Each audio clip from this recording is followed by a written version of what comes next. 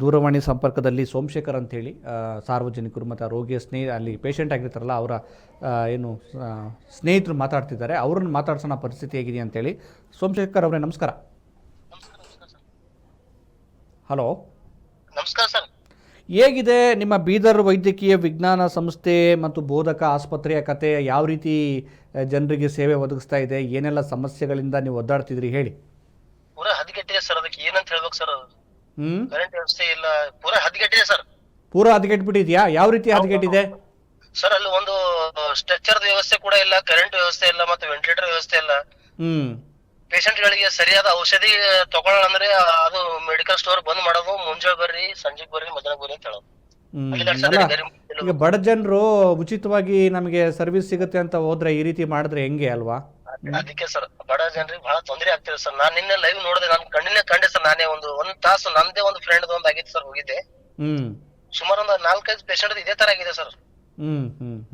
ನಮ್ದೇ incharge minister ಮತ್ ನಮ್ದು ರೂಲಿಂಗ್ ಮಿನಿಸ್ಟರ್ MLA ಮತ್ತ ಅವ್ರಿಗೆ ಕೂಡ ಮಿನಿಸ್ಟರ್. ಬಟ್ ಇದ್ರ ಕಡೆ ಸ್ವಲ್ಪ ಗಮನ ಹರಿಸಿ ಒಂದು ಒಳ್ಳೆ ರೀತಿಯಿಂದ ಚಿಕಿತ್ಸೆ ಆಗ್ಬೇಕು ಸರ್ ಬಡ ಜನರಿಗೆ. ಅಲ್ಲ, ಈ ರೀತಿ ಈಗ ನೀವು ಅಲ್ಲಿನ DHO ಗಮನಕ್ಕೆ ತರಬೇಕಾಗಿತ್ತು, ಅವ್ರು ಮಾತಾಡಿಸ್ಬೇಕಾಗಿತ್ತು. ನಾನೇ ಮಾತಾಡಿದ್ನಿ. ಮಾತಾಡಿದವ್ರಂದ್ರೆ ಒಂದು 5 ನಿಮಿಷ ವೇಟ್ ಮಾಡಿ ಬಂದ್ ಬಿಡುತ್ತೆ, ವೆಂಟಿಲೇಟರ್ ಸ್ವಲ್ಪ ಸಮಸ್ಯೆ ಇದೆ, ಹತ್ತೇವೆ, ಜಾಸ್ತಿ ಸ್ಟಾಕ್ ಇಲ್ಲ ಅಂತ ಹೇಳ್ತಿದ್ರು. ಅಲ್ಲ, ಓಕೆ, ಒಂದಿನ ಆದ್ರೆ ಓಕೆ, ಪ್ರತಿದಿನನೂ ಇದೇ ರೀತಿ ಸಮಸ್ಯೆ ಇದ್ರೆ ಆಮೇಲೆ ಒಂದು ಸಮಸ್ಯೆ ಅಲ್ವಲ್ಲ, ಅಲ್ಲಿ ಸ್ವಚ್ಛತೆ ಸಮಸ್ಯೆ ಇದೆ ಅಂತ ಹೇಳ್ತಾ ಇದಾರೆ. ಆಮೇಲೆ ಅಲ್ಲಿ ರೋಗಿಗಳಿಗೆ ಸರಿಯಾಗಿ ಸ್ಪಂದನೆ ಇಲ್ಲ, ಮೆಡಿಸಿನ್ ಸರಿಯಾಗಿ ಸಿಗ್ತಾ ಇಲ್ಲ, ನೀವು ಹೇಳ್ತಿದ್ದೀರಾ. ಸರ್ ಕರೆಂಟ್ ವ್ಯವಸ್ಥೆ ಕೂಡ ಇಲ್ಲ. ಕರೆಂಟ್ ವ್ಯವಸ್ಥೆ ಇಲ್ಲ, ಮತ್ತ ಸ್ವಚ್ಛತೆ ಕಾಪಾಡ್ತಲ್ಲ ಸರ್. ಒಳಗಡೆ ನೀವು ನೋಡಿದ್ರೆ ನಿಮ್ಗೆ ಗೊತ್ತಾಗುತ್ತೆ, ನಾವೇನು ಹೇಳೋದಿಲ್ಲ, ಯಾಕಂದ್ರೆ ಕ್ಯಾಮರಾ ಇರ್ತಾವಲ್ಲ. ನೀವು ಒಂದ್ಸಲ ನೋಡಿದ್ರೆ ಗೊತ್ತಾಗುತ್ತೆ ಸರ್. ಯಾಕೆ ಈಗ ಸರ್ಕಾರ ಅನುದಾನ ಕೊಡ್ತಾ ಇದೆ, ದುಡ್ಡು ಕೊಡ್ತಾ ಇದೆ, ಎಲ್ಲ ವ್ಯವಸ್ಥೆ ಕೊಡ್ತಾ ಇದೆ, ಸರಿಯಾಗಿ ರೋಗಿಗಳನ್ನ ನೋಡ್ಕೊಳಕ್ ಏನ್ ದಾಡಿ ಇವ್ರಿಗೆಲ್ಲ ಅಂತ? ಸರ್ ನಮ್ ಜನಪ್ರತಿನಿಧಿಗಳು ಅದಕ್ಕೆ ನಿಗಾ ವಹಿಸ್ಬೇಕಲ್ಲ ಸರ್. ಅವ್ರು ಸಡನ್ಲಿ ಬರ್ಬೇಕು ಸರ್, ನಾವ್ ಹೊಂಟಿಗೆ ಅಂತ ಹೇಳಿ ಬರ್ಬಾರ್ದು. ಸಡನ್ ಆಗಿ ಬಂದ್ ವಿಸಿಟ್ ಕೊಡ್ಬೇಕು ಸರ್, ಅಂದ್ರೆ ಗೊತ್ತಾಗುತ್ತೆ ಸರ್ ಏನ್ ಪರಿಸ್ಥಿತಿ ಇದೆ, ಏನ್ ಗರೀಬರದ ಹಾಲತ್ ಏನದ ಸರ್. ನಿನ್ನೆ ಒಂದು ಚಿಕ್ಕ ಮಗು ಸರ್, ಆ ಮಗು 4ನೇ ಮಾಡಿದಾಗ ಅಡ್ಮಿಟ್ ಮಾಡ್ಯಾರ ಸರ್. ಅಲ್ಲಿ ಕರೆಂಟ್ ಇಲ್ಲ. ಅವ್ರ ತಾಯಿ ತಂದಿ ಮೊಬೈಲ್ ಟಾರ್ಚ್ ಹಾಕಿ ಅದು ನೋಡ್ಕೊತ ಕುಂತಾರ ಸರ್. ಯಾಕೆ ಈ ರೀತಿ ಕರೆಂಟ್ ಸಮಸ್ಯೆ, ವಿದ್ಯುತ್ ಸಮಸ್ಯೆ ಆಗುತ್ತಂತೆ ಸರ್? ಅಲ್ಲಿ ಮ್ಯಾಲ ಯಾವ್ದು ಕರೆಂಟ್ ವ್ಯವಸ್ಥೆ ಮಾಡ್ತಿಲ್ಲ. ಅಲ್ಲಿ ಸರ್ಕಾರದಿಂದ ರೊಕ್ಕ ಹೋಗ್ತಾ ಇದೆ, ಬಟ್ ಅಲ್ಲಿ ಕೆಲಸ ಆಗ್ತಾ ಇಲ್ಲ. ಬಟ್ ಅದಕ್ಕೆ ನಮ್ ಸಂಬಂಧಪಟ್ಟ ಅಧಿಕಾರಿಗಳಾಗ್ಲಿ, ನಮ್ದು ಏನು ಜನಪ್ರತಿನಿಧಿಗಳು ನಿಗಾ ವಹಿಸ್ಬೇಕು ಸರ್. ಗರೀಬ್ರ ಕಡೆಯಿಂದ ಕಾಳಜಿ ವಹಿಸ್ಬೇಕಂತ ನಾನ್ ನಿಮ್ಗೊಂದು. ಅವ್ರನ್ನೇನಾದ್ರು ಸಂಪರ್ಕ ಮಾಡಿದ್ರ ನೀವು? MLAಗಳು, MP ಗಳು, ಮಿನಿಸ್ಟರ್? ಮಾಡಿಲ್ಲ ಸರ್, ಮಾಡಿಲ್ಲ ಸರ್, ಯಾರು ಮಾಡಿಲ್ಲ. ಅವ್ರಿಗೆ ಏನ್ ಹೇಳಕ್ ಬಯಸ್ತೀರಿ ಈ ಕಾರ್ಯಕ್ರಮದ ಮೂಲಕ? ಅವ್ರಿಗೆ ಏನ್ ಹೇಳಕ್ ಬಯಸ್ತೀರಿ ನಿಮ್ಮ ಆಸ್ಪತ್ರೆ ಬದಲಾವಣೆ ಮಾಡೋ ವಿಚಾರಕ್ಕೆ ಸಂಬಂಧಪಟ್ಟಾಗೆ? ಸರ್ ಆಕ್ಚುಲಿ ನಮ್ ಇನ್ಚಾರ್ಜ್ ಮಿನಿಸ್ಟರ್ ಆಗಲಿ, ರೂಲಿಂಗ್ MLA ಅವರು ಕೂಡ ಮಿನಿಸ್ಟರ್, ಅವರೆಲ್ಲ ಒಳ್ಳೆ ಒಂದು ಕಾರ್ಯಕ್ರಮ ನಮ್ ಕ್ಷೇತ್ರ ತರ್ತಾ ಇದಾರೆ.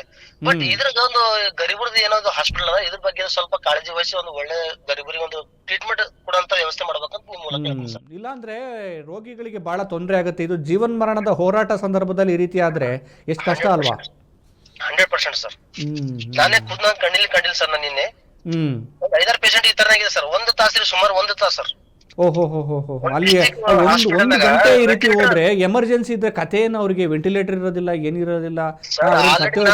ನಮ್ದು friend already ventilator patient sir.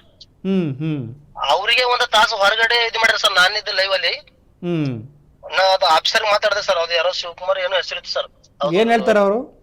ಅವ್ರು ಅದೇ 5 ನಿಮಿಷ ಬಂದ್ಬಿಡುತ್ತೆ ವೆಂಟಿಲೇಟರ್. ಬಂದ್ಬಿಡುತ್ತೆ. ಬೇಜವಾಬ್ದಾರಿ ಅಲ್ವಾ ಇವ್ರಿಗೆ? ಎಷ್ಟು ಇವ್ರಿಗೆ ಆಗಿದ್ರೆ, ಇವ್ರ ಕುಟುಂಬದವ್ರಿಗೆ ಈ ರೀತಿ ಆಗಿದ್ರೆ ಆ ನೋವು ಅರ್ಥ ಆಗೋದು ಅದಿಲ್ಲತ್ತಿಲ್ಲ ಸರ್. ಮತ್ತೆ ಒಳಗಡೆ ಹೋಗಿ ಕೇಳಿದೆ ಸರ್ ಡಾಕ್ಟರ್ಸ್, ಏನ್ರ ಹೆಚ್ಚಕಮ್ಮ ಪೇಷಂಟ್ ಆಯ್ತಂದ್ರೆ ಇಲ್ಲೇ ಐತಿ, ನಾನು ನಿಮ್ಗೆ ಹೋರಾಟ ಮಾಡ್ತೀನಿ ಅಂತ ಹೇಳ್ದ. ಅಂದ್ರೆ ಅವ್ರ ಏನಂತಾರ ಗೊತ್ತದ ಸರ್? ಕರೆಕ್ಟ್. ಒಳಗಡೆ ಬಂದ ಮೇಲೆ ನಮ್ ಜವಾಬ್ದಾರಿ, ಹೊರಗಿದ್ಮೇಲೆ ನಮಗೆ ಏನದ ನಮಗ್ ಗೊತ್ತಿಲ್ಲ ಅಂತ ಈ ತರ ಬೇಜವಾಬ್ದಾರಿತನ ಮಾತಾಡ್ತಾ ಇದಾರ್ರಿ. ಮಾತಾಡ್ತಾರೆ. ಅವ್ರಿಗೆ ಏನ್ ಹೇಳಿ, ಆರಾಮಾಗಿ ತಿಂಗಳ ಸಂಬಳ ಬರುತ್ತೆ, AC ರೂಮಲ್ಲಿ ಕೂತಿರ್ತಾರೆ, ಸರ್ಕಾರ ದುಡ್ಡು ಕೊಡುತ್ತೆ, ನಾವು ದುಡ್ಡು ಕೊಡ್ತೀವಿ, ನಮ್ಮ ದುಡ್ಡನ್ನು ಸರಿಯಾಗಿ ನಮಗೆ ಕೊಟ್ರಪ್ಪ, ನಮಗೊಂದು ಒಳ್ಳೆ ಸರ್ವಿಸ್ ಕೊಟ್ರಪ್ಪ ಅಂತ ಇವ್ರು ನೆಗ್ಲೆಕ್ಟ್ ಮಾಡ್ತಾರೆ. ಇಂಥ ಕರ್ತವ್ಯ ಭ್ರಷ್ಟರನ್ನ ಅಧಿಕಾರದಿಂದ ಕೆಳಗಿಳಿಸಬೇಕು, ಮತ್ತೆ ಸಸ್ಪೆಂಡ್ ಮಾಡಬೇಕು ಈ ಅಧಿಕಾರಿಗಳನ್ನ. ಯಾರಿದ್ದಾರೆ ಇವರೆಲ್ಲ? ಸಸ್ಪೆಂಡ್ ಇಲ್ಲ ಸರ್, ಪೂರಾ ಡಿಸ್ಮಿಸ್ ಮಾಡ್ಕೊಂಬದ. ಯಾಕಂತ ಅವ್ರದೆಲ್ಲ ಪರ್ಸನಲಿ ಹಾಸ್ಪಿಟಲ್ ಮಾಡ್ಕೊಂಡ್ರ ಸರ್ ಅವ್ರು. ಕರೆಕ್ಟ್. ನಾ ಏನೋ ಹೋಗ್ಲಿ ಎಚ್ಚರಿಕೆ ಇವ್ರನ್ನೆಲ್ಲ ಮನೆಗೆ ಕಳಿಸ್ಬಿಡ್ಬೇಕು, ಬೇರೆ ಅವಕಾಶ ಕೊಡ್ಬೇಕು ಕೆಲಸ ಮಾಡೋದು ಸರ್. ಯಾಕಂತ 2:15 ಹೋದ್ರು ಅವ್ರು ಪ್ರೈವೇಟ್ ದ ನಮ್ಗೆ ಸರ್ ಚಿಕಿತ್ಸೆ ಅದ. ಅದೇ ಗೌರ್ಮೆಂಟ್ ಹಾಸ್ಪಿಟಲ್ ಇಲ್ಲ. ಪಗಾರು government hospital, medicine government hospital, ಪ್ರತಿ ಒಂದು ಸವಲತ್ತು ಗೌರ್ಮೆಂಟ್ ಹಾಸ್ಪಿಟಲ್. ಬಟ್ ಅದೇ ಮೆಡಿಸಿನ್ ಇಲ್ಲಿ ಕೊಟ್ಟಿ ಅವರು ಪ್ರೈವೇಟ್ ಹಾಸ್ಪಿಟಲ್ ನಡೆಸ್ತಾರ ಸರ್.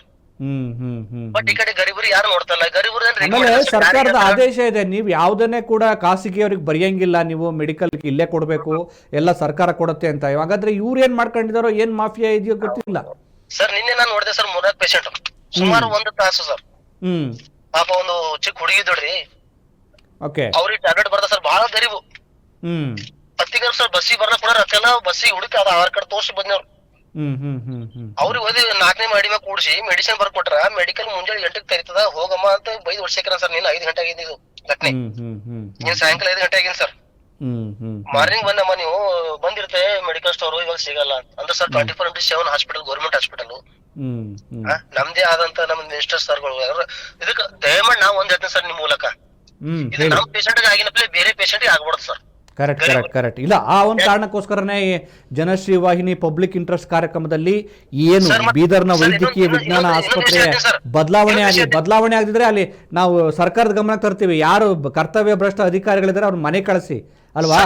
ಇನ್ನೊಂದು ವಿಷಯ ಹೇಳ್ತೀನಿ ಸರ್ ನಿಮಗೆ, ಹೇಳಿ. ನಾವ್ ಏನ್ ನಿನ್ನ ಸರ್ ಅವ್ರಿಗೆ ಆಫೀಸರ್ ಒಳಗ ಡಾಕ್ಟರ್ ಕಿರಿಕಿರಿ ಮಾಡೋದು ಸ್ವಲ್ಪ.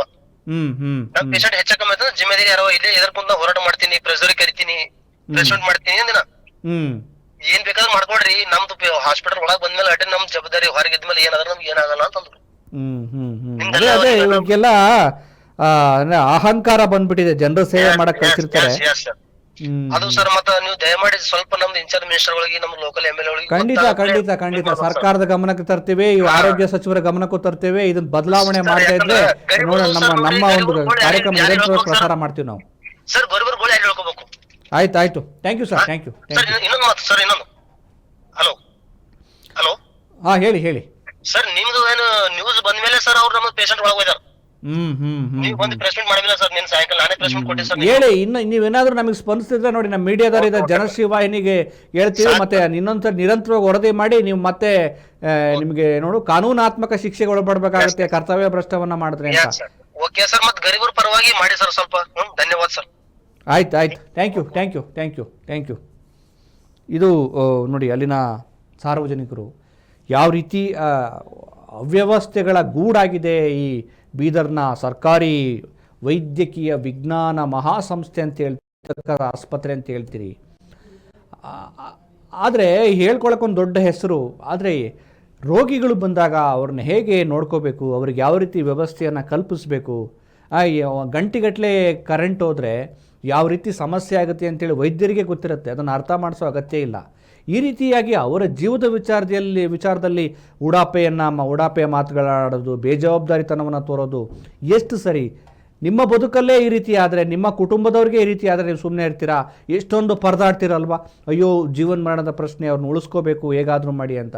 ಆ ನೋವು ನಿಮಗೆ ಅರ್ಥ ಆಗಬೇಕಲ್ಲ. ಸರ್ಕಾರ ನಿಮಗೆ ಒಳ್ಳೆ ಹುದ್ದೆ ಕೊಟ್ಟಿದೆ, ಸಂಬಳ ಕೊಟ್ಟಿದೆ. ನಾವು ಸರ್ಕಾರ ಅಂದರೆ ನಾವೇ ನಿಮಗೆ ಸಂಬಳ ಕೊಡ್ತೀವಿ, ಎಲ್ಲ ಕೊಡ್ತೀವಿ, ಸರಿಯಾಗಿ ಕೆಲಸ ಮಾಡ್ರಯ್ಯ ಅಂತಂದರೆ ಈ ರೀತಿ ಬೇಜವಾಬ್ದಾರಿತನವನ್ನು ತೋರಿದ್ರೆ ಏನು ಹೇಳಬೇಕು? ಕರ್ತವ್ಯ ಭ್ರಷ್ಟತೆ ಮಾಡುವಂಥ ಈ ಅಧಿಕಾರಿಗಳೇ ಇರಲಿ, ಸಿಬ್ಬಂದಿಗಳೇ ಇರಲಿ, ಅವ್ರನ್ನ ಮನೆ ಕಳಿಸ್ಬೇಕು ಮುಲಾಜಿಲ್ದಾನೆ. ಎಷ್ಟೋ ಜನಕ್ಕೆ ಉದ್ಯೋಗ ಇಲ್ಲ, ಉದ್ಯೋಗ ಸಿಕ್ಕರೆ ಒಳ್ಳೆ ಕೆಲಸ ಮಾಡ್ತೀನಿ ಅಂತೇಳಿ ಕಾತುರದಿಂದ ಕಾಯ್ತಿರುವಂಥ ಒಂದಷ್ಟು ಯುವಕರಿದ್ದಾರೆ, ಅಂಥವ್ರಿಗೆ ಕೆಲಸ ಕೊಡಬೇಕು. ಈ ರೀತಿ ಒಂದು ಆಸ್ಪತ್ರೆಯನ್ನು ಕಸದ ಗೂಡಾಗಿ, ಒಂದು ಆಸ್ಪತ್ರೆಯನ್ನು ಬೇಜವಾಬ್ದಾರಿತನವಾಗಿ ನಡೆಸೋದೇ ಆದರೆ ಯಾಕೆ ಕೆಲಸ ಮಾಡ್ತೀರಿ? ಹೋಗಿ ಮನೆಗೆ ಹೋಗಿ. ಇದು ಬೀದರ್ನ ವೈದ್ಯಕೀಯ ವಿಜ್ಞಾನ ಸಂಸ್ಥೆಯ ಒಂದು ರೀತಿಯ ಸಮಸ್ಯೆಯ ಕಥೆ. ಇನ್ನು ನಮ್ಮ ವರದಿಗಾರನ್ನು ಸಂಪರ್ಕಿಸುವ ಪ್ರಯತ್ನವನ್ನು ಕೂಡ ನಾವು ಮಾಡ್ತೇವೆ. ಅವರೊಂದು ಒಳ್ಳೆಯ ವರದಿಯನ್ನು ಕೂಡ ಮಾಡಿದ್ದಾರೆ. ಯಾಕೆಂದರೆ ಜನಸಾಮಾನ್ಯರಿಗೆ ಜಿಲ್ಲಾಸ್ಪತ್ರೆಗಳು ಬಹಳ ಇಂಪಾರ್ಟೆಂಟು. ಅವ್ರ ಹತ್ರ ದುಡ್ಡಿರಲ್ಲ, ಅವರಿಗೆ ಸರ್ಕಾರಿ ಆಸ್ಪತ್ರೆಗಳನ್ನ ನೆಚ್ಕೊಂಡಿರ್ತಾರೆ. ಹಾಗೆ ಬರುವಂಥ ರೋಗಿಗಳೇ ಇರ್ಬೋದು, ಸಾರ್ವಜನಿಕರನ್ನ ನೀವು ಹೇಗೆ ನೋಡ್ಕೋಬೇಕಲ್ವ? ಅಲ್ಲಿಗೆ ಹೋದರೆ ನಮಗೆ ಸಮಸ್ಯೆ ಬರುತ್ತೆ, ಅಲ್ಲಿಗೆ ಡಾಕ್ಟ್ರು ಸ್ಪಂದಿಸೋದಿಲ್ಲ, ಅಲ್ಲಿ ಸ್ವಚ್ಛತೆ ಇಲ್ಲ, ನಮಗೆ ಟ್ರೀಟ್ಮೆಂಟ್ ಸರಿಯಾಗಿ ಕೊಡಲ್ಲ, ಲಂಚ ಕೇಳ್ತಾರೆ. ಎಲ್ಲ ಆಸ್ಪತ್ರೆಗಳು ಹಿಂಗಾದರೆ ಹೆಂಗೆ ರೀ? ಯಾರ ಹತ್ರ ಹೋಗ್ಬೇಕಾಗಿದ್ರೆ? ಬಡ ಜನರಿಗೋಸ್ಕರನೇ ಮಾಡಿರುವಂಥ ಈ ಆಸ್ಪತ್ರೆಗಳು, ಸರ್ಕಾರಿ ಆಸ್ಪತ್ರೆಗಳು ಯಾರಿಗೋಸ್ಕರ? ಬಡವರಿಗಾಗಿ, ಕೂಲಿ ಕಾರ್ಮಿಕರಿಗಾಗಿ, ಅಂಥವ್ರಿಗೋಸ್ಕರ ಇರುವಂಥ ಈ ಆಸ್ಪತ್ರೆಯನ್ನು ಸರ್ಕಾರ ಮಾಡಿರೋದು ಆ ಕಾರಣಕ್ಕೋಸ್ಕರನೇ. ಆದರೆ ಇಲ್ಲಿ ನೋಡಿ, ಕರೆಂಟ್ ಪ್ರತಿದಿನ ಹೋಗುತ್ತೆ, ವಿದ್ಯುತ್ ಸಮಸ್ಯೆ ಇದೆ, ಅದರಿಂದ ವೆಂಟಿಲೇಟರ್ ಸುಮಾರು 600 ಬೆಡ್ ಆಸ್ಪತ್ರೆಯಲ್ಲಿ ಕೇವಲ 10 ವೆಂಟಿಲೇಟರ್ ಇದೆ.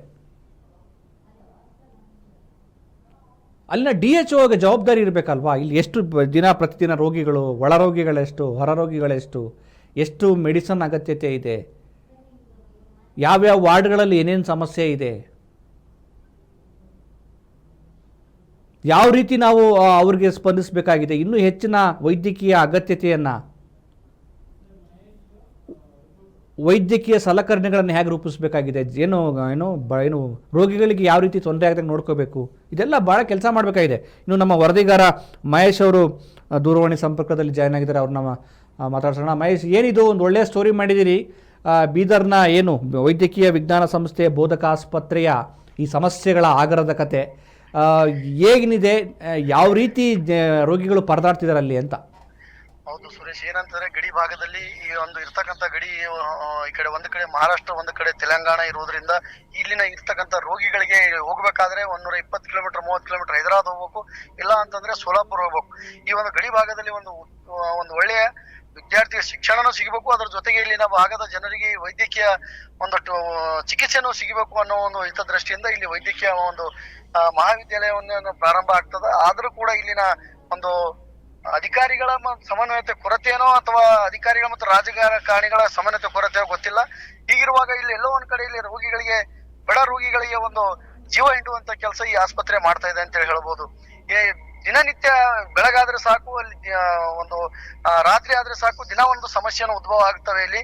ಏನಂತಂದ್ರೆ ನಿನ್ನೆ ಒಂದು ಸಾಯಂಕಾಲ ಒಬ್ಬ ರೋಗಿ ಒಂದು ಆಕ್ಸಿಡೆಂಟ್ ನಲ್ಲಿ ಇದಾಗಿ ಚಿಕಿತ್ಸೆಗಾಗಿ ಬರ್ತಾರೆ. ಆ ಒಂದು ಸಂದರ್ಭದಲ್ಲಿ ಒಂದೂವರೆ ಗಂಟೆ ಅವರು ಆಂಬುಲೆನ್ಸ್ ನಲ್ಲಿ ಒಂದು ವೆಂಟಿಲೇಟರ್ ಮ್ಯಾಗ ಇರ್ತಾರೆ. ಆ ಒಂದು ಸಂದರ್ಭದಲ್ಲಿ ಅಲ್ಲಿ ಅವರ ಸ್ನೇಹಿತರು ಮತ್ತೆ ಅವರ ಸಂಬಂಧಿಕರು ಅಲ್ಲಿ ಬೇಕಾದಂತ ಅಧಿಕಾರಿಗಳಿಗೂ ಕೂಡ ಹೇಳ್ತಾರೆ, ಈ ರೀತಿ ನಾವು ತಂದೀವಿ, ನಮ್ಗ ವೆಂಟಿಲೇಟರ್ ಬೇಕು, ನಮ್ಗೆ ವೆಂಟಿಲೇಟರ್ ಬಗ್ಗೆ ಜೀವ ಉಳಿಬಹುದು ಅನ್ನೋ ಒಂದು ಬಹಳಷ್ಟು ಕೇಳ್ಕೊಳ್ತಾರೆ. ಆದ್ರೂ ಕೂಡ 1.5 ತಾಸು ಮೇಲೂ ಅಲ್ಲಿ ಇಟ್ಕೊಂಡು ಈ ರೀತಿಯಾಗಿ ರೋಗಿಗಳಿಗೆ ಪರದಾಡ್ತಕ್ಕಂಥ ಪರಿಸ್ಥಿತಿ ನಿರ್ಮಾಣ ಆಗಿತ್ತು. ಆ ಒಂದು ಸಂದರ್ಭದಲ್ಲಿ 1.5 ಗಂಟೆ ನಂತರ ವೆಂಟಿಲೇಟರ್ ಹಾಕಿ ಇದ್ದಾರೆ. ಆದ್ರೂ ಕೂಡ ಅಲ್ಲಿ ನೆರಳಾಡ್ತುವಂತ ರೋಗಿಗಳಿಗೆ ನೆರಳಾಡ್ತಕ್ಕಂಥ ಪರಿಸ್ಥಿತಿ ನಿರ್ಮಾಣವಾಗಿದೆ. ಒಂದು ವೈದ್ಯಕೀಯ ಮಹೇಶ್, ಇನ್ನೊಂದು ಏನಂದ್ರೆ, ಈಗ ನೋಡಿ, ಅಲ್ಲಿ ಒಂದ್ ರೀತಿ ಸಮಸ್ಯೆಗಳ ಆಗರವಾಗಿ ರೂಪುಗೊಂಡಿದೆ ಈ ಬೀದರ್ನ ಈ ವೈದ್ಯಕೀಯ ವಿಜ್ಞಾನ ಸಂಸ್ಥೆ. ಅಲ್ಲಿ ಯಾರ ಕರ್ತವ್ಯ ಭ್ರಷ್ಟತೆ ಇದೆ? DHO ಸರಿಯಾಗಿ ಕೆಲಸ ಮಾಡ್ತಿಲ್ವಾ? ವೈದ್ಯಾಧಿಕಾರಿಗಳು ಸರಿಯಾಗಿ ಕೆಲಸ ಮಾಡ್ತಿಲ್ವಾ? ಸಿಬ್ಬಂದಿ ಕೆಲಸ ಮಾಡ್ತಿಲ್ವಾ? ಇದ್ರ ಬಗ್ಗೆ ಅಂತ ಪ್ರಯತ್ನ, ಜೊತೆಗೆ ಅವ್ರೇನ್ ಹೇಳ್ತಾರೆ, ಜನಪ್ರತಿನಿಧಿಗಳು ಇವ್ರೇನ್ ಹೇಳ್ತಾರೆ ಅಂತ, ಇದ್ರ ಬಗ್ಗೆ ಇವ್ರಿಗೆ ಕಾಳಜಿ ಇಲ್ವಾ? ಇದಕ್ಕೆ ಏನಂತಂದ್ರೆ DHO ಬರುವುದಿಲ್ಲ, ವೈದ್ಯಕೀಯ ಒಂದು ಡಿಪಾರ್ಟ್ಮೆಂಟ್ ಬರುತ್ತೆ. ಆಯ್ತು, ಇರ್ಲಿ, ಯಾರೋ ಒಬ್ರು ಅಧಿಕಾರಿ ಅಂತೂ ಇದ್ದೇ ಇರ್ತಾರಲ್ವಾ? ವೈದ್ಯ ಯಾರೋ ಒಬ್ಬ ಅದಕ್ಕೆ ಸಂಬಂಧಪಟ್ಟ ಮೇಲಧಿಕಾರಿಗಳು, ಯಾವ ಅಧಿಕಾರಿಗಳು, ದೊಡ್ಡ ಅಧಿಕಾರಿಗಳು ಇರ್ತಾರಲ್ಲ, ಅವ್ರು ಇದ್ರ ಬಗ್ಗೆ ಏನ್ ಹೇಳ್ತಾರೆ? ಹೌದು ಸುರೇಶ್, ಇಲ್ಲಿ ನಿರ್ದೇಶಕರು ಮತ್ತು ವೈದ್ಯಕೀಯ ಅಧೀಕ್ಷಕರು ಮತ್ತು ಒಬ್ಬ ಡಿಸ್ಟ್ರಿಕ್ಟ್ ಸರ್ಜನ್ ಅಂತ 3 ಅಧಿಕಾರಿಗಳು ಈ ಒಂದು ಸಂಸ್ಥೆಯಲ್ಲಿ ಕೆಲಸ ಮಾಡ್ತಾರೆ. ಹೀಗಿರುವಾಗ ಈ 3 ಕೂಡ ಒಂದು ಸಮನ್ವಯತೆಯಲ್ಲಿ ಕೊರತೆ ಅಂತ ಹೇಳಿ ನಾವು ಹೇಳ್ಬೋದು. 3 ಕೂಡ ಈ ಆಸ್ಪತ್ರೆಗಾಗ್ಲಿ, ಈ ಒಂದು ಕಾಲೇಜ್ಗಾಗ್ಲಿ ಎಲ್ಲರೂ ಸಮನ್ವಯತೆಯಿಂದ ಕೆಲಸ ಮಾಡ್ಬೇಕಾಗುತ್ತೆ. ಹಾಗಿರೋ ಇಲ್ಲಿ ಇವರ ಬೇಜವಾಬ್ದಾರಿತನ ಅಂತ ಹೇಳ್ಬೋದು ನಾವು. ಯಾಕಂದ್ರೆ ಬೇಜವಾಬ್ದಾರಿತನ ಇದೆ, ಕರ್ತವ್ಯ ಭ್ರಷ್ಟತೆ ಇದೆ. ಈ ಒಂದು ಬೇಜವಾಬ್ದಾರಿತನವನ್ನ ಜನಪ್ರತಿನಿಧಿಗಳ ಗಮನಕ್ಕೆ ತರಬೇಕಾಗಿತ್ತು. ಸೊ ಅವರು ಏನ್ ಹೇಳ್ತಾರೆ, ಅವ್ರಿಗೆ ಏನಾದ್ರು ಗೊತ್ತಿದೆಯಾ ಇದು MLAಗಳಿಗೆ, ಮಿನಿಸ್ಟರ್ಗಳಿಗೆ, ಉಸ್ತುವಾರಿ ಸಚಿವರುಗಳಿಗೆ ಅಂತ? ಹೌದು ಸುರೇಶ್, ಈ ಹಿಂದೆಯೂ ಕೂಡ ಅನೇಕ ರೀತಿಯ ಸಮಸ್ಯೆಗಳಾದಾಗ ಖುದ್ದು ಸಚಿವರೇ ಆ ಒಂದು ಆಸ್ಪತ್ರೆಗೆ ಭೇಟಿ ನೀಡಿದ್ದಾರೆ. ಅದಲ್ಲದೆ ಜಿಲ್ಲಾಧಿಕಾರಿಗಳು ಮೇಲಿಂದ ಮೇಲೆ ಅಲ್ಲಿ ಭೇಟಿಯನ್ನು ಕೊಟ್ಟಾಗ ಅದು ಎಷ್ಟಕ್ಕೆ ಮಾತ್ರ ಸೀಮಿತ ಅಂದ್ರೆ ಅವ್ರು ಬಂದು ಹೋಗುವಾಗ ಮಾತ್ರ ಸೀಮಿತ, 1-2 ದಿವಸಗಳ ಮಾತ್ರ ಅಲ್ಲಿ ಆ ಒಂದು ಸಮಸ್ಯೆ ಬಗ್ಗೆ ಇರುತ್ತೆ. ನಂತರ 2-3ನೇ ದಿವಸ ಮತ್ತದೇ ಇದ್ದಿದ್ದ ಸಮಸ್ಯೆ ಪ್ರಾರಂಭ ಆಗುತ್ತೆ ಅಲ್ಲಿ. ಹೀಗಿರುವಾಗ ಇವರು ಒಂದು ಸಲ ಸಚಿವರು ಬರೋರಿದ್ದಾರೆ ಅಂದಾಗ ಎಲ್ಲವನ್ನ ಸರಿಯಾಗಿ ಇಟ್ಕೋತಾರೆ, ನೀಟಾಗಿ ಇಟ್ಕೋತಾರೆ, ರೋಗಿಗಳನ್ನ ನೋಡ್ತಾರೆ. ಅದಾದ ನಂತರ 2-3 ದಿವಸ ನಂತರ ಮತ್ತೆ ಅದೇ ಹಾಡ, ಮತ್ತೆ ಅದೇ ಕತೆ, ಅದೇ ಹಾಡು. ಒಂದಿನ ಮಾತ್ರ ರೆಡಿ ಆಗಿರುತ್ತೆ, ಬರ್ತಾರೆ ಅಂತ ಸೂಚನೆ ಇರುತ್ತಲ್ಲ.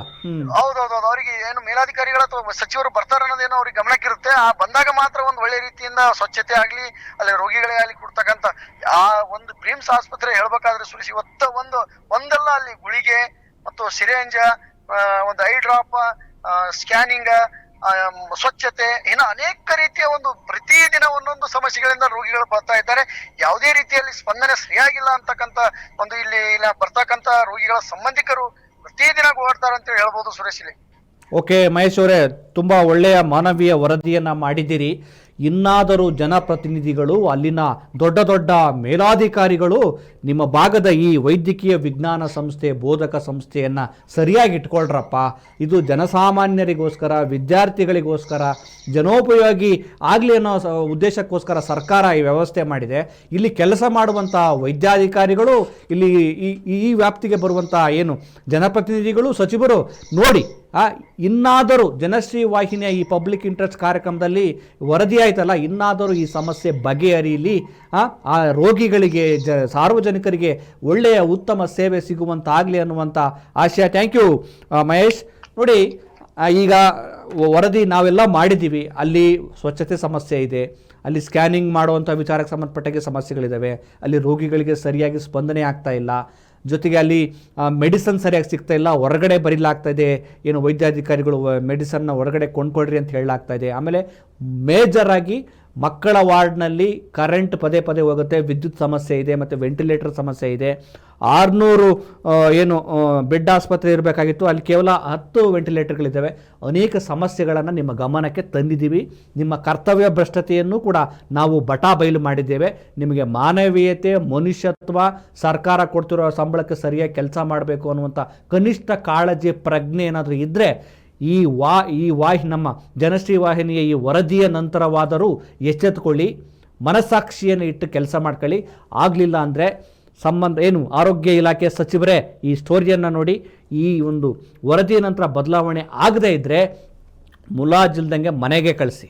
ಜನಸಾಮಾನ್ಯರ ಕೆಲಸ ಮಾಡೋದಕ್ಕೆ ನಿಮ್ಮ ಕೈಲಿ ಆಗಲಿಲ್ಲ, ನೀವು ಕರ್ತವ್ಯ ಭ್ರಷ್ಟತೆಯನ್ನು ಮಾಡ್ತೀರಿ, ಬೇಜವಾಬ್ದಾರಿತನವನ್ನು ತೋರಿಸ್ತೀರಿ, ಸಾರ್ವಜನಿಕರಿಗೆ ಸ್ಪಂದಿಸೋ ಕೆಲಸವನ್ನು ಮಾಡಲಿಲ್ಲ ಅಂದರೆ ನೀವು ಪ್ರಯೋಜನಕ್ಕಿಲ್ಲ, ನಿಮ್ಮಂತರ ಬೇಕಾಗಿಲ್ಲ.